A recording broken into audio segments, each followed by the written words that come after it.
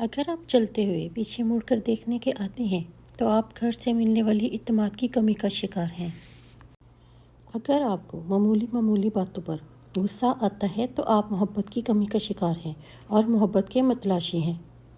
اگر آپ اس کے بارے میں بات کرتے ہیں جس سے کبھی آپ پیار کرتے تھے تو اس کا مطلب ہے کہ آپ اب بھی اس سے پیار کرتے ہیں۔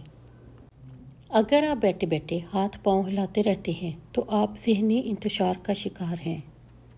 اگر آپ زیادہ دیر تک سوتے رہتے ہیں تو آپ اعصابی کمزوری میں مبتلا ہو سکتے ہیں۔ جو لوگ دیر تک جاگتے ہیں وہ زیادہ تخلیقی ذہن اور زندگی کے فیصلے میں بہتر ہوتے ہیں۔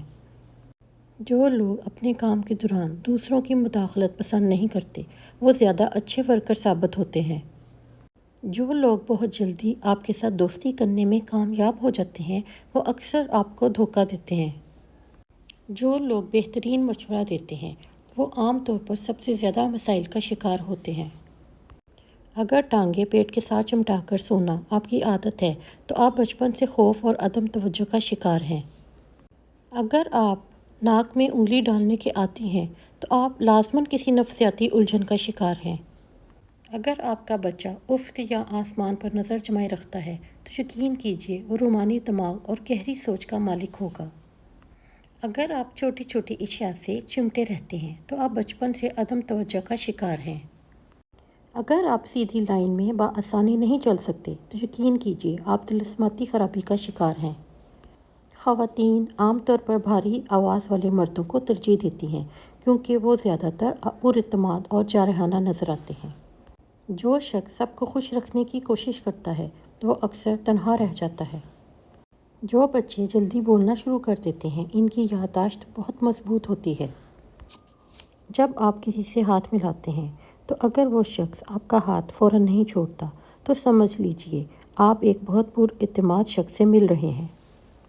عموماً دیکھنے میں آتا ہے کہ ایک بہت اچھے انسان کو اس کی فیملی وہ ویلیو نہیں دیتی جو دوسرے لوگ دیتے ہیں۔ رونے والے لوگ اکثر نہ رونے والے لوگوں سے زیادہ مضبوط ہوتے ہیں۔ خود غرض لوگوں کی دنیا اپنی ذات تک محدود ہوتی ہے۔ آپ ان کے لیے کچھ بھی کر لیں اگلے دن انہیں یاد ہی نہیں رہتا۔ زیادہ دیر تک تنہا رہنا آپ کی صحت کے لیے اتنا ہی برا ہے جتنا کہ دن میں 15 سگریٹ پینا۔ بہت سے نوجوان جو 9 سے 8 گھنٹے سے کم سوتے ہیں وہ چڑے پن اور یہاں تک کہ ڈپریشن کا شکار ہو جاتے ہیں۔ جب آپ کا کوئی جاننے والا آپ کو نیند میں نظر آتا ہے تو اس کا مطلب یہ ہے کہ اس شخص نے سونے سے پہلے آپ کے بارے میں سوچا ہوگا۔ جذباتی لوگوں میں دوسروں کے مقابلے میں زیادہ طاقت ہوتی ہے کیونکہ وہ ہر چیز کو جذبات سے جوڑتے ہیں۔